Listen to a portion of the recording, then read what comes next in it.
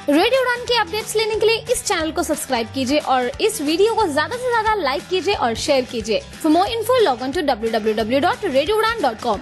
Hello, मैं हूँ Danish Mahajan. Hi, I am Divya Sharma. Hello, this is Meenal Singh. Hi, this is RJ Naresh. नमस्कार, मैं हूँ पुनीत सोनी। हम आ रहे हैं गुड़गांव में रेडियो उड़ान कन्वेंशन और उड़ान आइडल के ग्रैंड फिनाले के लिए। हमें रहेगा आपका इंतजार और आज ही रजिस्टर करें www.radioudan.com पर। আমরা পরিবর্তন আনতে সহযোগিতা করি। আমরা spectrum the awareness project team খুবই আনন্দের সঙ্গে ঘোষণা করছি আমাদের পরবর্তী প্রজেক্ট কামিং টুগেদার। এটি আমাদের একটা সম্মিলিত প্রচেষ্টা সেই সব পরিবারের মধ্যে সচেতনতা আনার জন্য যাদের পরিবারের শিশু, তরুণ প্রাপ্তবয়স্ক বা প্রতিবন্ধী মানুষ আছেন। আপনাদের সকলের কাছে পৌঁছাতে আমরা আমাদের রেডিও পার্টনার রেডিও উড়ানের আর সহযোগিতায় আঞ্চলিক ভাষায় অভিভাবক এবং এই কাজের সঙ্গে যুক্ত থাকা অভিজ্ঞদের সঙ্গে একটু আলোচনার আয়োজন করছি। রেডিও উড়ান আর মূল লক্ষ্য হচ্ছে প্রতিবন্ধী সম্প্রদায়ের জন্য একটি মঞ্চ স্থাপন করা, যেখান থেকে তারা তাদের অভিজ্ঞতা এবং ধারণা আমাদের সমাজের সামনে তুলে ধরতে পারে। আমাদের আজকের আলোচিত বিষয় মৌখিক বিকল্প যোগাযোগ ব্যবস্থা। আমি ডক্টর স্বাতি গুপ্তা, আজকের এই অনুষ্ঠানের পরিচালিকা এবং পেশায় একজন ফিজিওথেরাপিস্ট। আমি আন্তরিক শুভেচ্ছা জানাই ব্রততী চৌধুরী ম্যামকে আজকের এই অনুষ্ঠানে।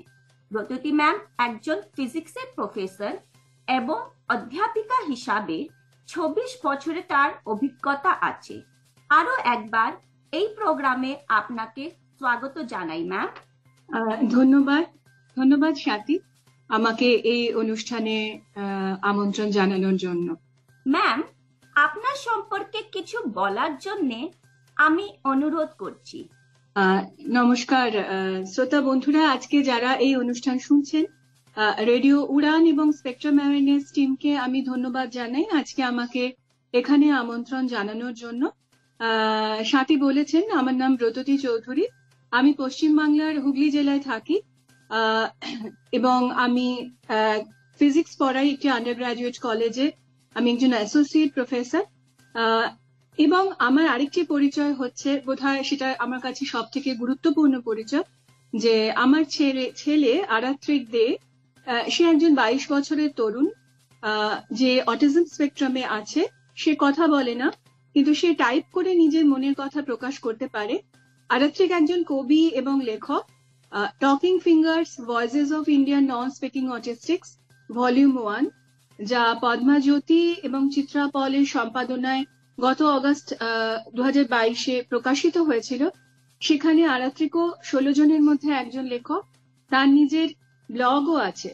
এছাড়া আমি এবং আমার হাজব্যান্ড ডক্টর মলয় কান্তি দে দুজনে মিলে চুঁচুড়া সেন্স সোসাইটি নামে একটি সংস্থা চালাচ্ছি গত প্রায় 14 বছর ধরে, এবং আমি এই সংস্থার ফাউন্ডার সেক্রেটারি।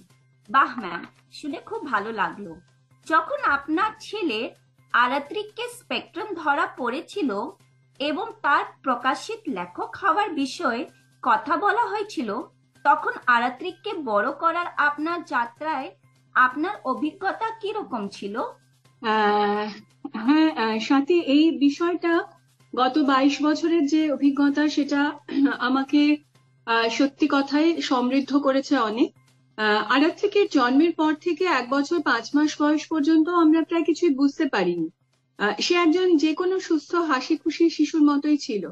তার মোটর মাইলস্টোন গুলোও ঠিকঠাক ছিল, কয়েকটি শব্দ সে বলতো, কিন্তু ওই বয়সটায় এসে তার কথা বলা কমে যেতে থাকে এবং যে সমস্ত সামাজিক নিয়ম কানুন সে শিখেছিল সেগুলো চলে যেতে থাকে এবং নানা ধরনের মোটর স্টিরিওটাইপি যেমন হ্যান্ড ফ্ল্যাপ করা, লাফানো, এই সমস্তগুলো তৈরি হতে থাকে।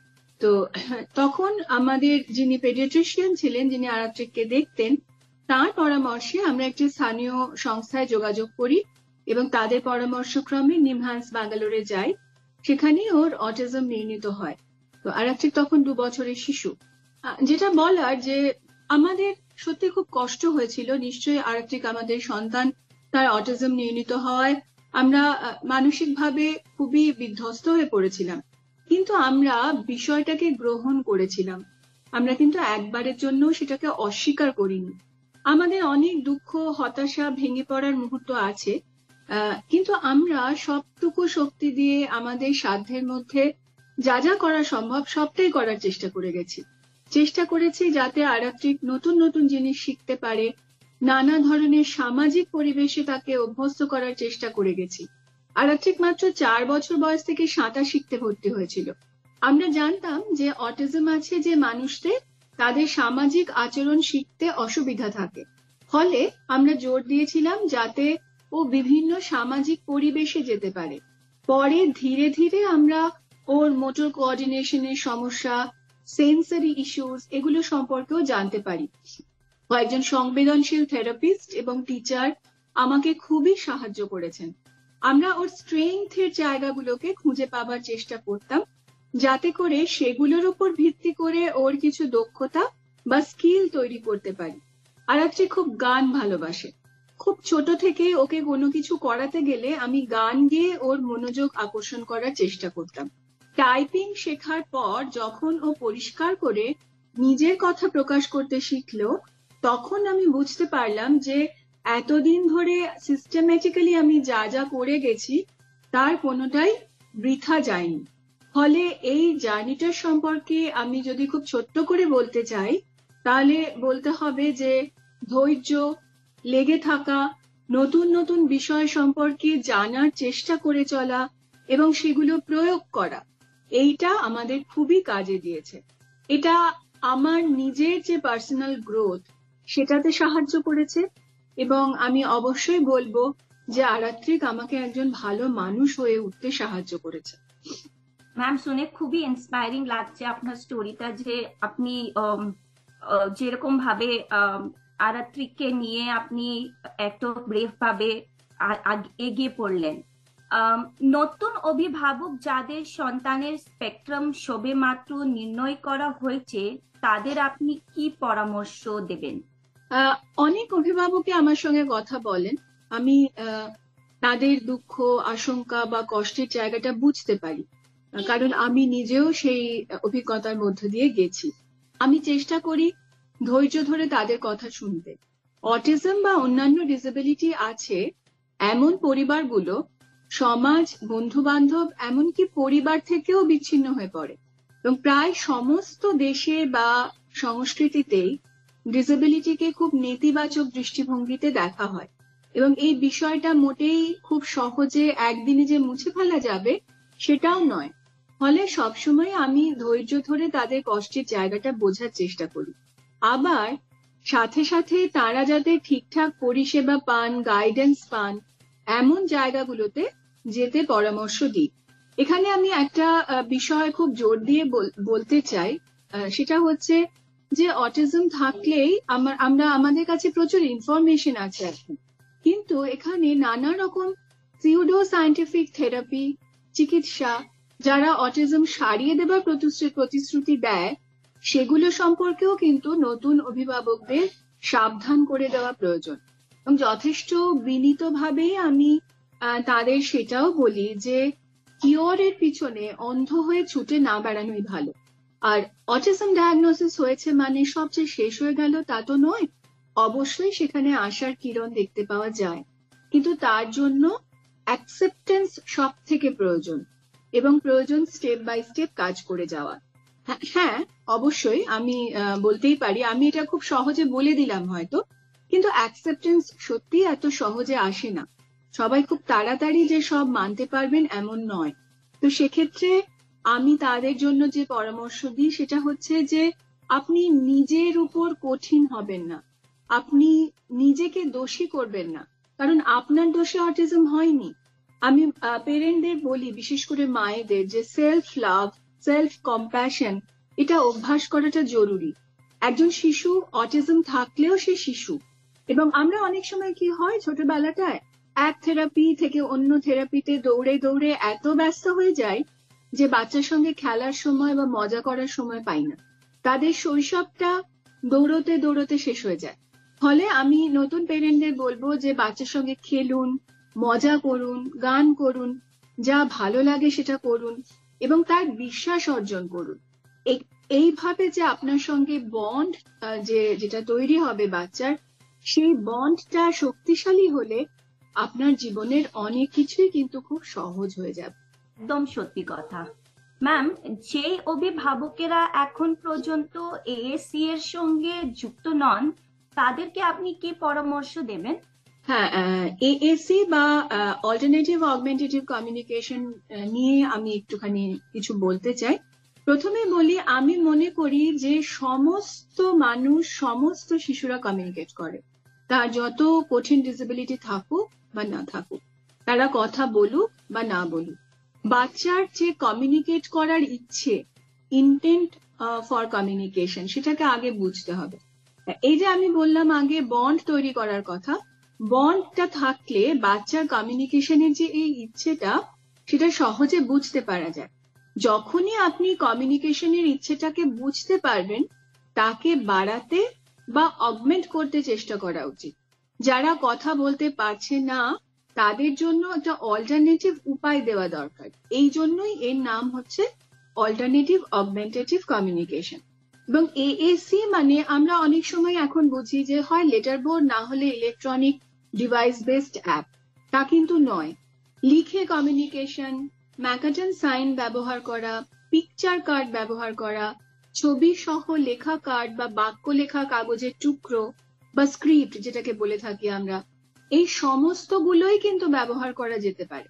কাজে আমার কাছে লেটার বোর্ড নেই বা আমি জানি না কি করে তা ব্যবহার করতে হয়, বা আমি অ্যাপ বেসড ইলেকট্রনিক ডিভাইস কিনতে পারছি না, এইটা ভেবে থেমে থাকার কিন্তু উচিত নয়। বরং হাতের কাছে যা আছে, আপনি নিজে যেটা দিয়ে সহজে শুরু করতে পারবেন, সেটা দিয়েই শুরু করুন। তারপর ধীরে ধীরে আমরা অন্য অপশনগুলোকে নিয়ে ভাববো। আমার মনে হয় যে দক্ষ থেরাপিস্ট বা এডুকেটররা এই পরামর্শগুলো দিয়ে থাকেন, আমাকেও কিন্তু দিয়েছিলেন। আরো একটা বিষয় আমি এখানে উল্লেখ করতে চাই যে বাবা মায়েদের নিজেদের উৎসাহী হয়ে বিষয়গুলোকে শেখা দরকার। ইন্টারভেনশনে বাবা মায়েদের সক্রিয় অংশগ্রহণ সবসময় খুব ভালো ফল দেয়। আপনার ম্যাম নন প্রফিট অর্গানাইজেশন সম্পর্কে আমাদের শ্রোতাদের কিছু বলার জন্য আপনাকে অনুরোধ করছি।